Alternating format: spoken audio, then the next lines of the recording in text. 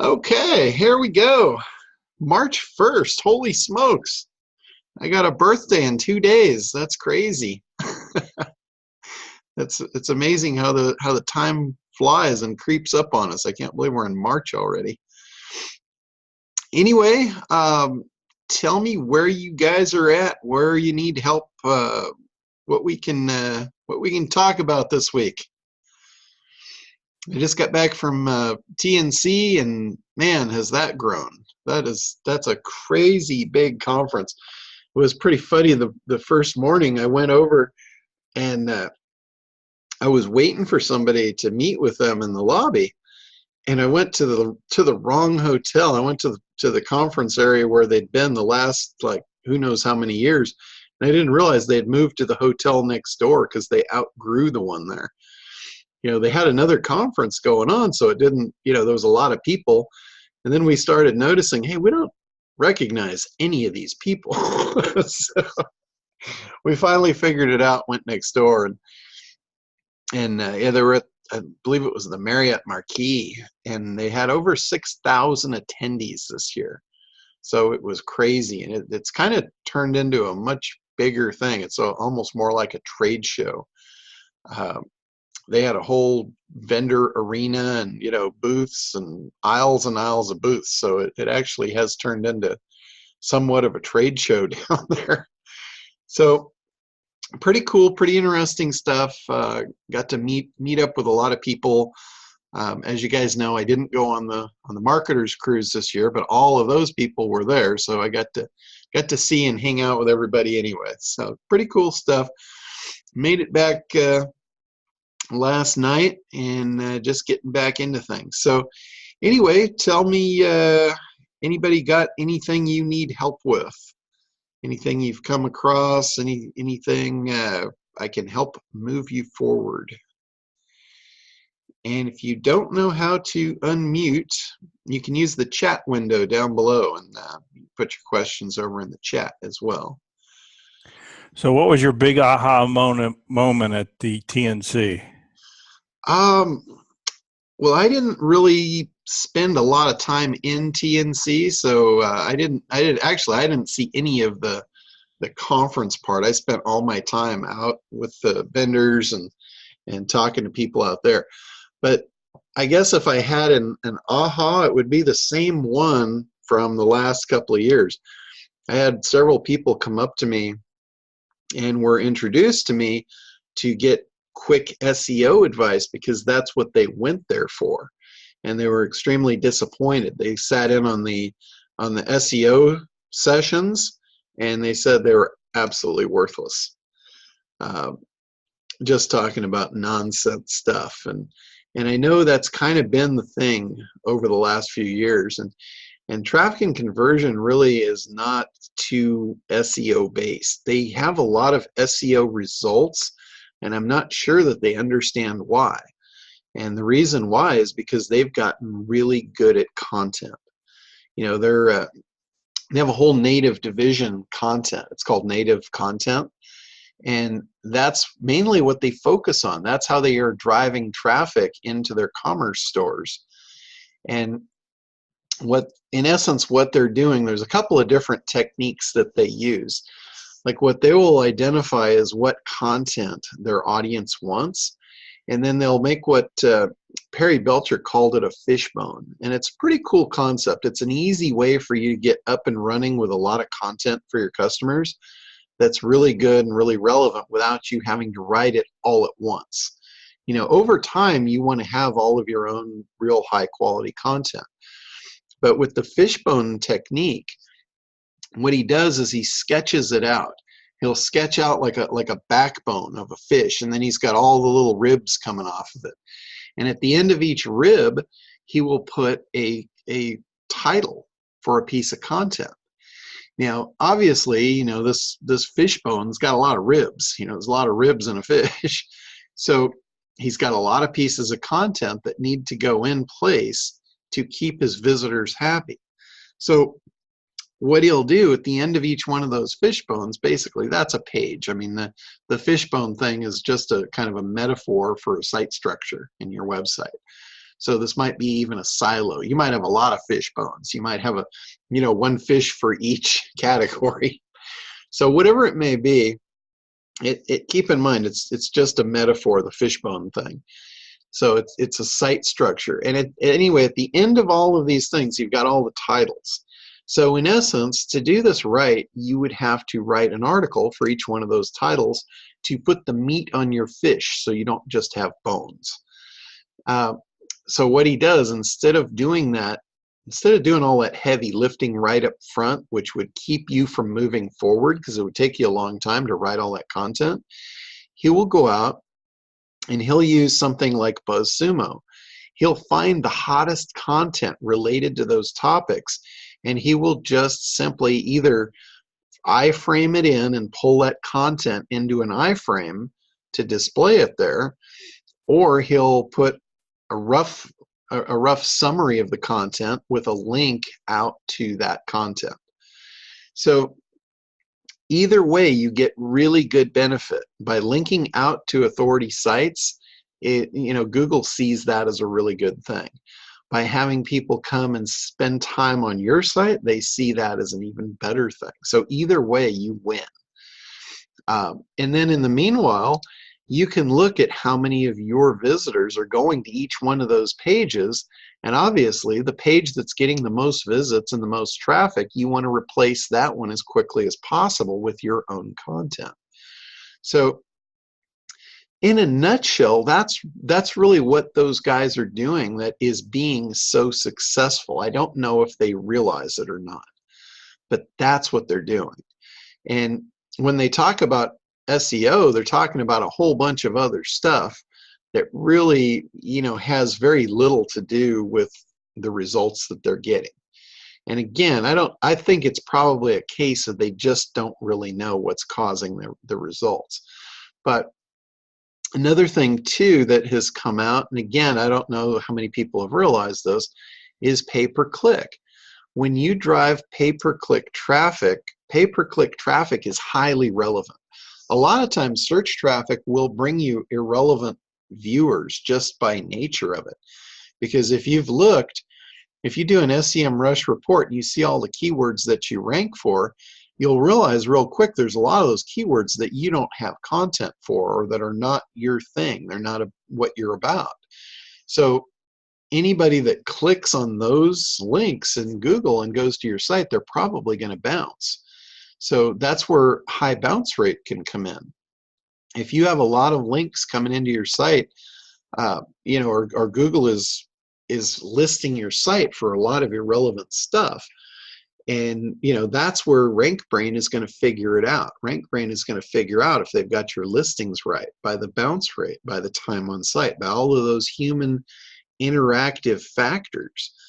And if you run a SEM Rush report, like I said earlier, that will tell you all the keywords that you're ranking for. So again, if you're ranking for irrelevant stuff, it can actually give you a bad, poor looking user experience. If you're doing pay-per-click, you're much more careful of the keywords that you target, because you only want to bring people onto the exact page for the exact keyword if you're doing your pay-per-click correctly. It's all about relevance. When you bring people in, like let's say you're doing a pay-per-click program, if you bring them into specific landing pages based on specific keywords, again, you give them a good quality user experience. Google's going to see that. It's going to lower your bounce rate. It's going to increase your time on site. It's going to increase all of your user stats. So it's going to offset some of that bad stuff that's going on naturally that you can't help. Google eventually will figure it out. A lot of times in the process, it will hurt your other good organic listings that are bringing people on for good purpose. So one of the things that came up, I think it came up last week or a week before, was the idea that when we drop our pay-per-click program, or we cut our pay-per-click program back, it hurts our SEO. It's not Google punishing you or penalizing you for that. They're not punishing you for cutting back your pay-per-click. The pay-per-click and the SEO, they do not hold hands. It's that one is not predicated on the other. The only way that makes the gap across is the fact that when you buy paid ads, you're buying quality traffic to quality content. Hopefully that's what you're doing. And by doing that, you're sending a really good positive SEO signal across that you've got the right content. When we send people based on these keywords, they stick, they stay, they don't bounce, they have a good time. So when Google sees that, RankBrain doesn't really care where the traffic comes from. Doesn't care if it comes from social media. It doesn't care if it comes from pay-per-click. Doesn't care if it comes from another search engine. It just looks at how did they get there and what happened on the other end.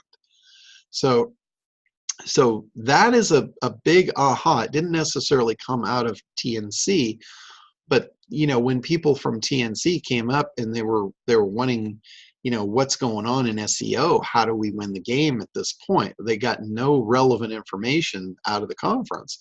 That was one of the things that I would tell them. A lot of this is user experience, not to say that linking, you guys all know that linking still works, but it only works to give you a shot. Whether you stay there or not is going to be based on the user interaction.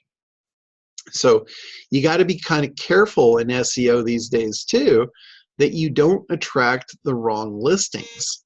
So if you're creating content on a bunch of other stuff, and I have a really good example of this with one of our realtor clients. We're doing an SEO campaign for a realtor client, and he has a blog on his site. He is blogging about all kinds of stuff in the community. And he's a real estate site. He's there to help people buy and sell real estate. So he's got all this content about all the parks and the fishing and everything going on around the community. And he's getting listings for that. So what's happening is people are seeing that, they're clicking on the listing, and then they see it's a real estate site and they bounce off. So again, you got to be careful with the content that you create. And going back, if you want an aha out of TNC, it didn't necessarily come this year, it's come in years past, but it's Perry Belcher's fishbone technique. Figure out what your people want and give it to them whether you've got it or not. Give it to them. If they come to you and they get a good user experience, chances are they're going to come back. Chances are Google's going to see that as a positive thing. Even if they click to go to another site, they got to the other site from your site. If they get to the other site, Google is also going to see that you sent a user across through a link that had a good user experience on the other side. What do you think that says to Google? That says that you are not afraid to share something good. That is a sign of an authoritative site. That's not a site of a spam site. That's not something that a spam site would do, or somebody that was just trying to game the system. They don't send people off page. In SEO, that's kind of one of the things from the very beginning that I used in my templates back in the cloaking days. No one could see it, but what I would do is I would send links back to relevant pages and authority sites. I didn't care because no one was doing it. No one was following the links. No one would see it except for the search engine. So I didn't really care. And the normal people coming onto the site, they saw a different version of the site. So the version that was actually getting the ranking had these links going to external authority sites based on that. And 3 of the top sites that I would send them to was Wikipedia, Google, and Bing, and sometimes Yahoo as a 4th one. And what I would do, I had a dynamic token that whatever the keyword was that they landed on my page for, I would have links on the sidebar for more information about, and then it would dynamically plug that keyword in, and it would give you a link to a Google search with that keyword, right to exactly what it was all about. Same thing with Wikipedia, a link in Wikipedia exactly for that keyword. So it was highly relevant outgoing links. So that's the fishbone in a nutshell is highly relevant outgoing links. It's not just going out to the major engines, though. It's going out to relevant content.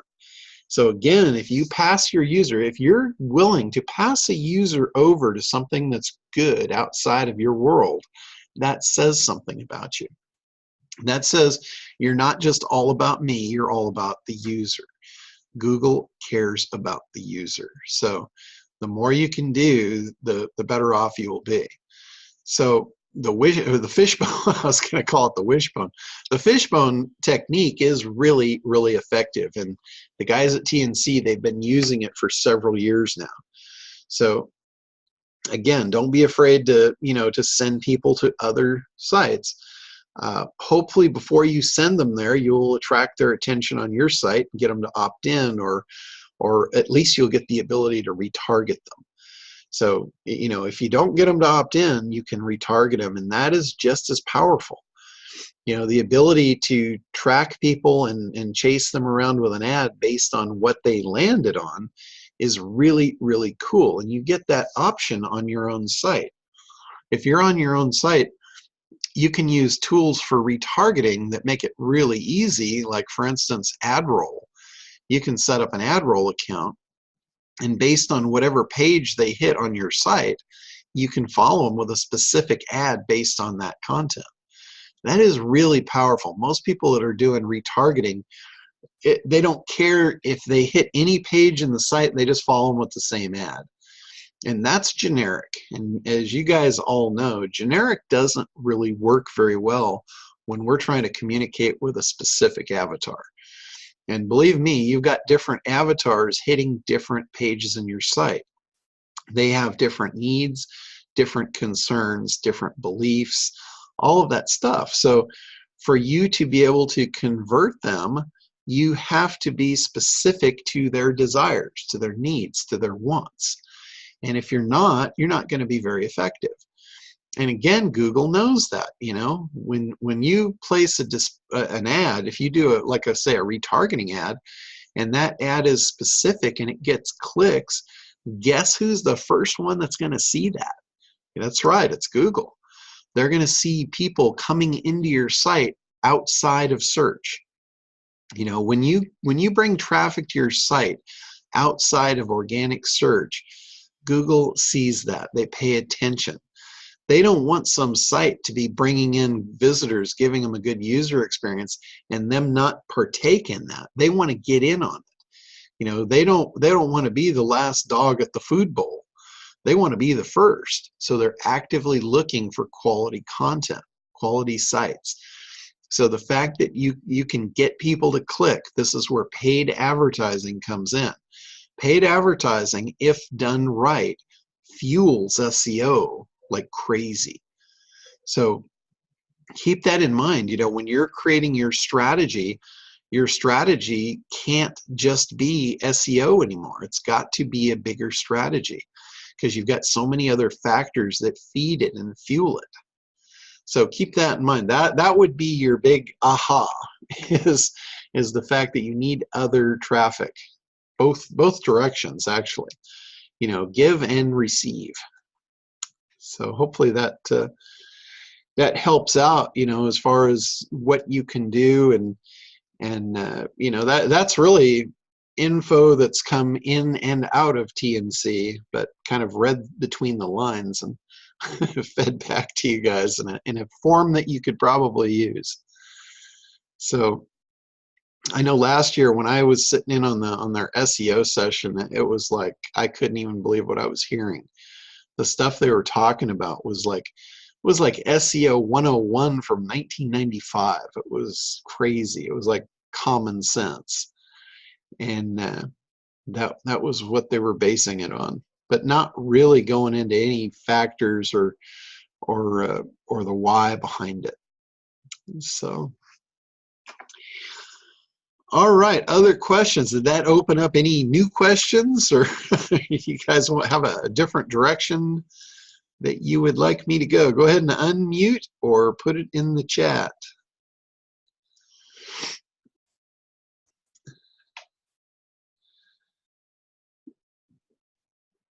John? Yeah, Dan, go ahead. So my question is, I do have my own practice, and then I do some work for some other firms, and I do some marketing and generate clients for those firms.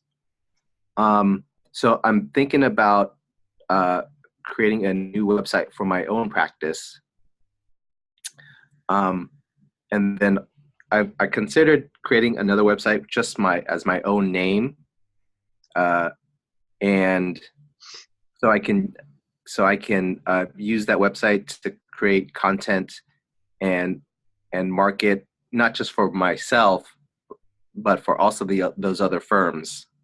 If that makes, I don't know if that makes sense. Okay, sure. No, I totally get what you're saying there. There might be a better strategy to it though, Okay. because here's kind of the thing. When you create a new website, it's kind of like you've got a new baby, and this baby's going to require a lot of needs. And if you have two new websites, it's like you've got twins now. So now you got two new babies that are going to require needs. And it's more expensive, it's more time, it's more effort, it's more of your attention. So if it were me, from a strategic point, I would prefer to put it all into one site. So Mm. when I've talked in the past about silos, you could have a silo that was just about you. You know, a lot of people will have an About Us section, and in the About Us section, it can be like a mini website. A lot of attorneys do this. They'll say, you know, about the firm, and when you go to the About the Firm page, it will be like an index page. It's almost like a home page, and it's got links to all of the different people, all the different attorneys, all the different support staff. And then when you click on each one of them, then you go to their page, and that web page is for their bio, their contact information. So it's like a little mini website inside your website. So if you've got all this content that you were going to put together in a website for yourself under your own name, what I would do, I would register the domain name, and then I would create a new folder on your site or a new section on your site. It depends if you're using WordPress or if you're, you know, if you're installing these in some sort of a site structure. It doesn't really matter though. However you do it, you want to create a section of your site that is for that. And then what you can do, you can go over to the domain registry, and you can point that domain specifically to that page on your site. So if you've got a folder and that page is like the index of that, it just looks like a whole entire website, but it's encompassed in your site. And if you think about what that will do, one of the biggest benefits of that is everything that you do for the main website from an SEO perspective, any kind of link building, any kind of social media, anything that you do for that main website is going to trickle right into your other section as well. Anything that you do for that section is going to benefit the main website. So instead of doing things twice on two different sites, in diluting your efforts, it all goes into one to create an authoritative domain name.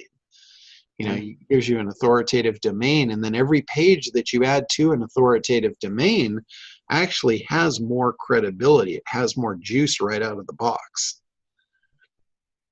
So that's kind of why I would steer you toward that. I do that a lot on my site. Like, I'm trying to get everything. I keep killing off old sites because over the years I've had a ton of different sites for, you know, different little things.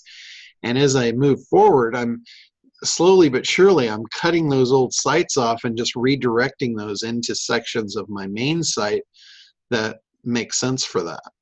Mm-hmm. So that would be my recommendation on that. You know, the only reason that you would want to create a bunch of different sites is if you were trying to create your own private blog network. And that's a lot of energy. It's a lot of expense to do it right. You know, it's no longer that you can just, you know, buy hot domain names, put them up, and just get the links and have that last forever. That's kind of out the window at this point. Private blog networks are great. They still work really well. if the domains are authoritative.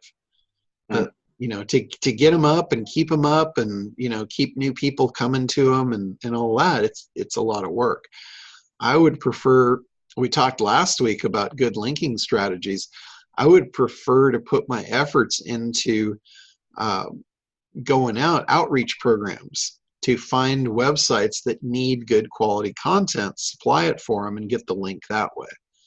Okay. To me, that's a much better play. That's a lot more inexpensive for you too. As far as a link building campaign, it'll probably give you better quality links overall too. It'll give you really quality, unique links that your competitors can't just steal.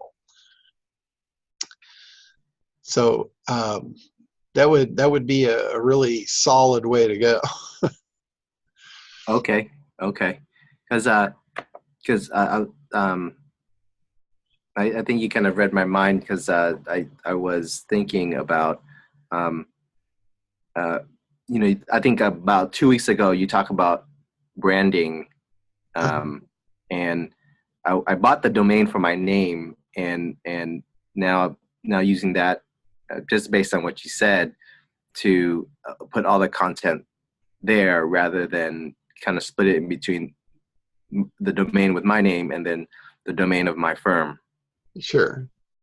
Yeah. So like with your firm, if you have the About Us section and you've got multiple people, the page that's all about you, you could take yourname.com and just forward it right to that page. That would be perfect. Yeah. Okay. Got it. That would be awesome. And I should actually do that. I bought johnlimbacher.com like, I don't know how many years ago, but I just have the name generically forwarding to Internet Dominators.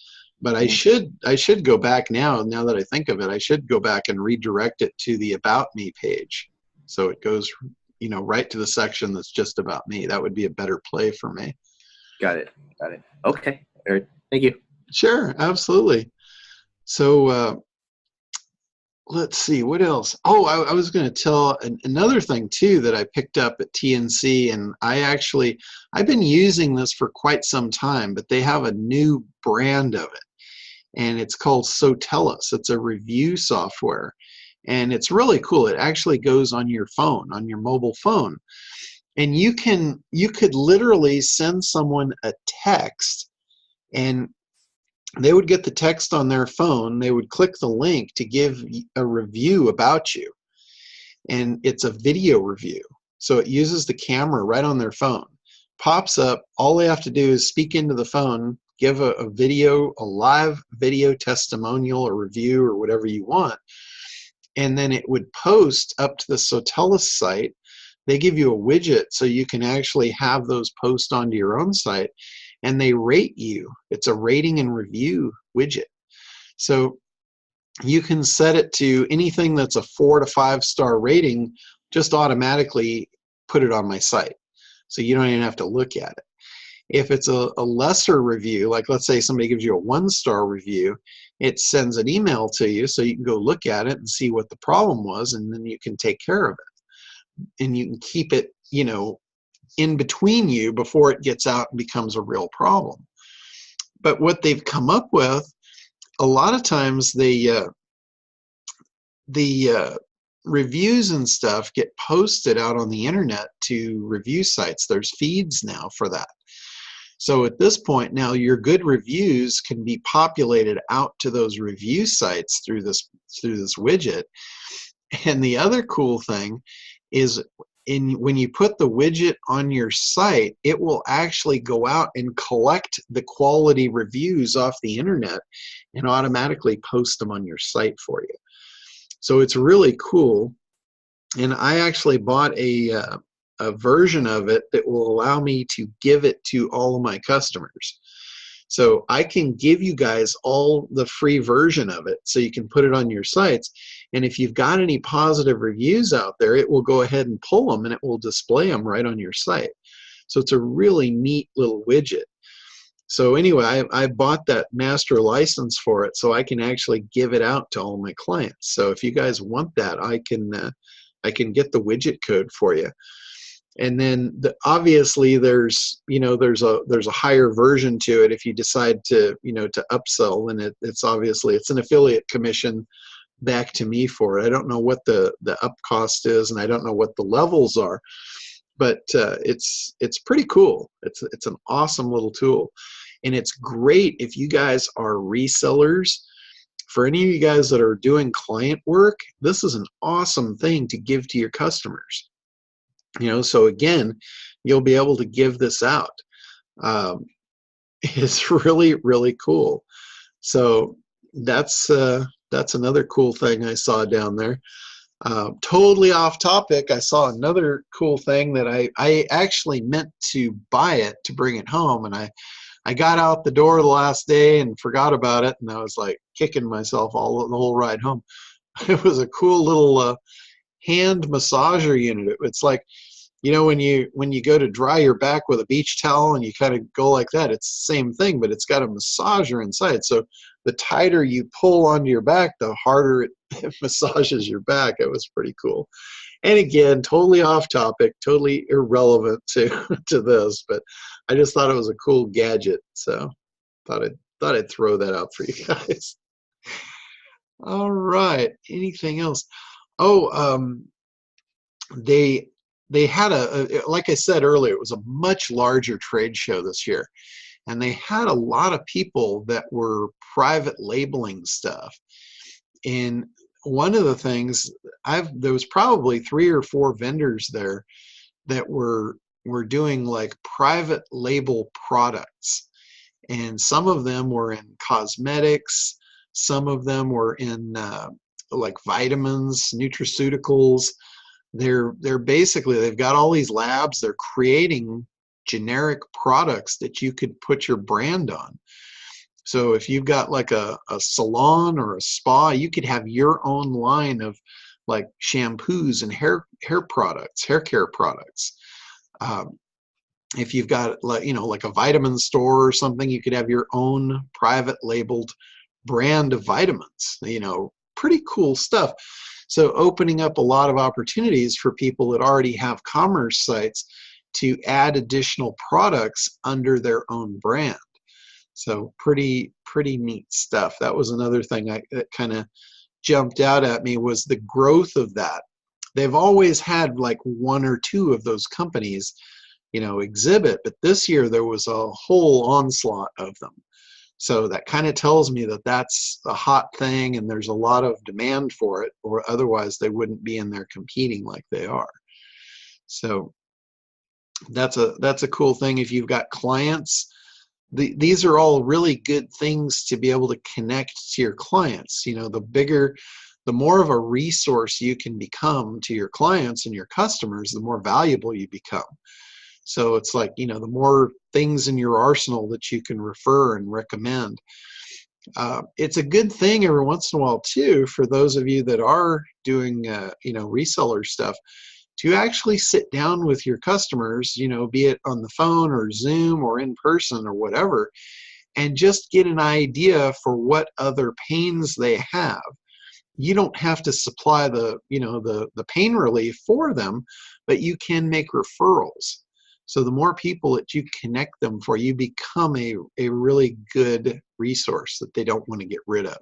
So it connects you, on an even deeper level. So that, that's another thing that I do. I go and I look for things like that, and I keep them in my back pocket for when I'm talking to customers. Anything I can help them find or help connect them with, that just creates more value on my part. So, and again, if you guys need something, let me know, because I know tons of people like that. I've got a lot of these connections in my back pocket, and I'm totally happy to share them with you. I don't have to supply the answers, but I can connect you with, whoever can. So I'm happy to do that. All right, who's up next? Go ahead and unmute or put it on in. Okay, I see Russ and Gwen. Sounds like you guys want the So Tell Us thing. I will get that out to you. they're just creating my account. I just got that connected yesterday. So as soon as they create my account and get me my free widget codes, I will get them out to you guys, and you can plunk them on your sites and go to town. That will be cool. I've had Sotellus for a couple of years now.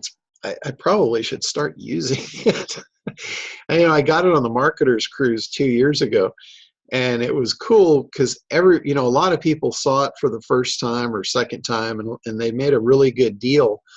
And so myself and a lot of people on the cruise, we actually bought into it there on the cruise, and we got this, I don't remember what the deal was, but it was a great deal. We were like running around the ship like crazy, getting testimonials from all the gurus that we were on the cruise with. And then after that, it was just kind of like, I didn't do much of anything with it after that. I just kind of forgot about it. But I have made, several referrals along the way to people that needed, good review software. And it really is cool because it makes it so easy to get a review. Let's say, you were in the presence of a customer that was really happy and you forgot to ask them for a review. Well, if you have their phone number, you can just text them. You can text them your code line and just ask them, hey, could you please give me a review? I know you're really happy. That's awesome. We really enjoyed working with you. And, it would really help us out if you could give us a positive review. And send them the link, and they click on it, comes up on their phone, their camera starts, and there you go. You'll get a video testimonial. And a lot of times they will give you a better testimonial when they're home alone than when they're standing in front of you. Because a lot of people, this is one thing I will tell you, if you want the best testimonials you're ever going to get, start recording them before they know they're being recorded. Like, turn the camera on and then just start a conversation with the person and just ask them, did you enjoy the service, or what was the best thing that you experienced about working with us? Just ask them some kind of a question like that, and they will give you the best stuff. Will just roll off their tongue. And you can say, would you mind, I was recording this. Would you mind if I use that as a video testimonial on our site? And they'll say, absolutely, no problem. But if you go the other way and you say, hey, could I get a video testimonial of you? I know, we had a great experience together. Would you mind doing that for me? They'll all say yes. But as soon as you turn on the video recorder, they will freak out. They won't know what to say. They'll fumble with their words, and it will be horrible. And almost every time, even good people, even people that are, used to doing this, will have a rough time giving you a video testimonial when they're under that scrutiny of, they know they're on camera. They're trying not to screw it up, and that's all they're going to do is screw it up. That's all they're thinking about. They're thinking about not screwing it up, and that's going to make them screw it up. It's like when you got the kids at the table and you say, hey guys, don't spill the milk. Well, you really subconsciously just told them to spill the milk. So guess what's going to happen? The milk's going on the floor. So anyway, that's a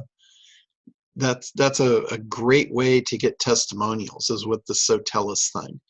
And they don't have to be video. They could take just a picture and then they can type in, what they want to say. And they can do it that way. So there's a lot of different options to it. Okay, Russ asks, what types of things do you use onlinejobs.ph? And you have a recommended list of good outsourcers. No, I don't have a list of good outsourcers. I don't know why I just went to, not sure why my camera just went all funky like that. There we go. Sometimes it needs something closer to focus on. Okay, so I don't really have a list of recommended outsourcers, because typically when you get a good outsourcer, you hire them and then they're off the list. So onlinejobs.ph is not like Fiverr. You're not going in there to hire somebody for a one-off project. Typically with Online Jobs PH, they're either looking for part-time employment or full-time employment. But that's what it is. It's an employment board. You know, it's a Filipino employment board. So if you want something just like, you know, for one-off stuff, then Fiverr is a good place. There's several others that that are like that you can use. But onlinejobs.ph, one of the biggest things that people use them for is virtual assistants. You know, if you just need kind of generic stuff, you can go into onlinejobs.ph and you can look at all the people that are looking for jobs, and you can see what their skill sets are. To me, the most important skill set that I look for when I'm hiring in there is I'm looking for trust. I'm looking for someone that is going to be trustworthy.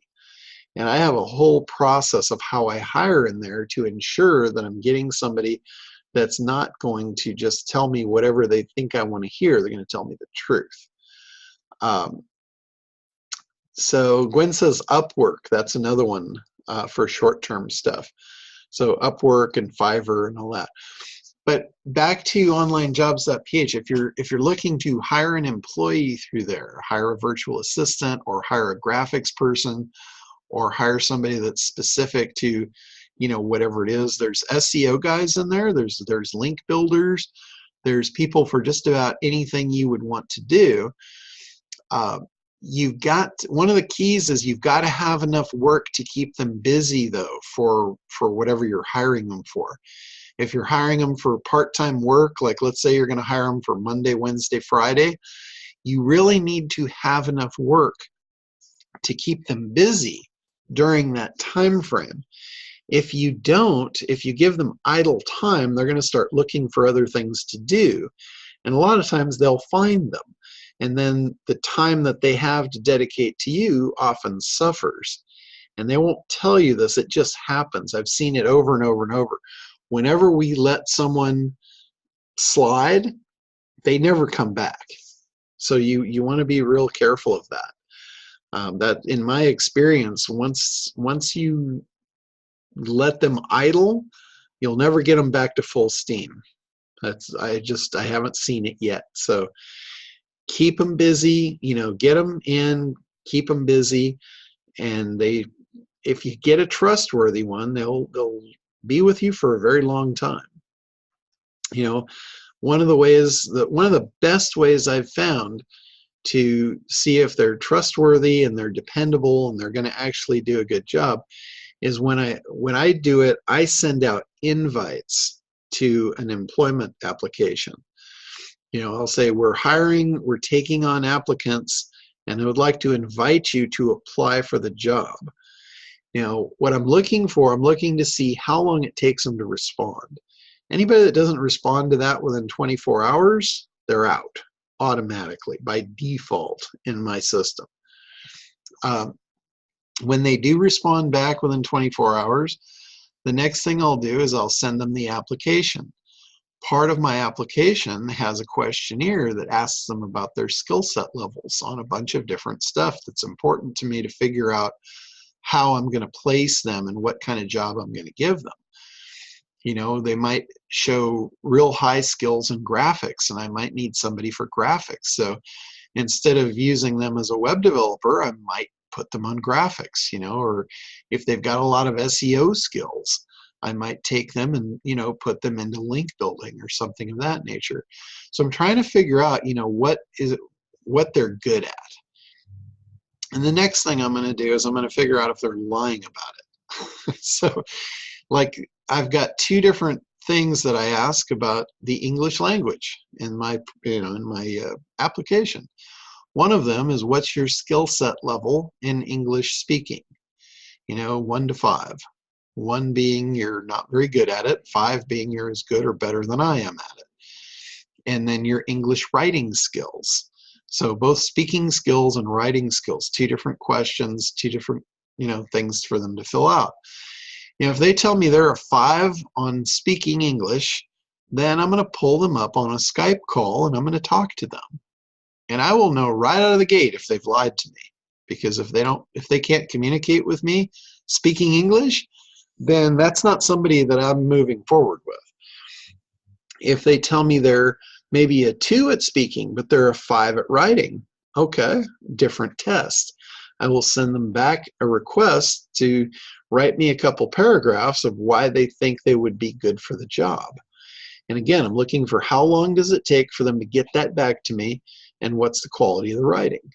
You know, if the writing's all broken English and they tell me it was a 5, that's not somebody I can trust. So they're out. So again, that's just like, you know, part of the procedure that I go to see, are they lying to me? Are they telling me the truth? Is this somebody I can trust? Is this somebody that's dependable? It's going to get back to me right away. And then once I hire them, I hire everyone on a temporary basis. I say this is a 30-day trial. At the end of 30 days, you're going to get an evaluation. We're going to tell you how you did, and we're either going to thank you and pay you for the 30 days, or we're going to invite you to a job position long term. So you can be pretty sure they're going to work really good and really hard that first 30 days. So they look good, so they get the job position. Now I'm going to document heavily their work production during that first 30 days. So I know 6 months from now, if I look back and they're doing half the amount of work, and I know they can do more because they did it in the first 30 days, then that might bring up either a conversation or possibly letting them go. Because if I know they can do X amount of work and they're doing, you know, half of that, I'm pretty sure they're either working for somebody else or they just don't care about the job anymore for whatever reason. And that's not somebody I want on my team. So anyway, that's how, as far as hiring, you know, employees in the Philippines, that's how I would recommend that you handle it. There's other stuff too that you can kind of monitor along the way so you don't get the wool pulled over your eyes. And one of them, I believe, is called Time Trade. And it's a software that they install on their computer. You send them a link, they install it, and then it gives you access to run reports off of the operating time of their computer. So you can see how many hours a day they were actively working on the computer, and you can see how that is broken up percentage-wise into what program they were working on. So you know if they're supposed to be link building for you using particular programs, and you see 50% day usage on Facebook, you know you got a problem. You know, if they're supposed to be working in, you know, in Word and email and something else, and they're on Facebook 50% of the time, you know, that's a pretty good indicator they're not doing their job. So that's a cool thing to do, so you can kind of monitor things and not let things get too far out of line. But anyway, that's how I do it. That's kind of the process, and it seems kind of like it's a pain in the butt, but I tell you what, it's a lot easier and it's a lot better than hiring the wrong person, you know, and dealing with that, because that's, you know, that's just going to be a mess for you. All right, and again, Gwen mentioned Upwork and Fiverr and Upwork. I know there's others. I'm not thinking of them off the top of my head, but there's other sites out there where if you just need short-term, if you just need one-off stuff, they're really good. I know a lot of their employees are rated under different skill levels for different stuff, and you can see, you know, ratings and testimonials and kind of know if they're decent at what they do, how many jobs they've done, how many stars they've got, all that kind of stuff. All right, any other questions here before we wrap up?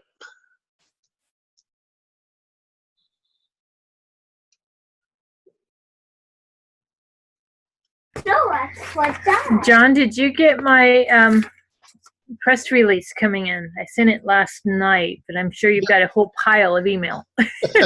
Yep, I actually, right before I hopped on the call, I was churning through the email, and yep, it is there. I see it. Awesome. I'm hoping that this one I wrote up correctly. So please review and let me know if we need to change it or tweak it, we can. Okay, yeah, no But problem. there are events coming up on the 15th, so he just got it back to me, and I'm like, ah. Okay, I'll take a peek at it and then get it in the system. I appreciate it. Sure, no problem. All right, anything else before we hop off here? Last chance. All right, guys, well, have a great week. We'll be back on regular time next week again. And until then, shoot me emails if you have questions or get on the forums and ask away. All right, guys, have a great week, and we'll talk to you soon.